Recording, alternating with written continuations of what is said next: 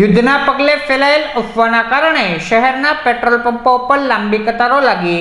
Iran અને America ઇઝરાયલના યુદ્ધ વચ્ચે પેટ્રોલની અછતની અફવા ફેલાઈ, જેના કારણે લોકોએ પેટ્રોલ પંપો ઉપર લાંબી કતારો લગાવી હતી. ત્યારે સરકાર દ્વારા ખોટી અફવાથી ભરમાવું નહીં, પેટ્રોલનો પૂરતો સ્ટોક હોવાનું જણાવ્યું હતું. માટે લોકોએ ખોટી અફવાથી દૂર રહેવું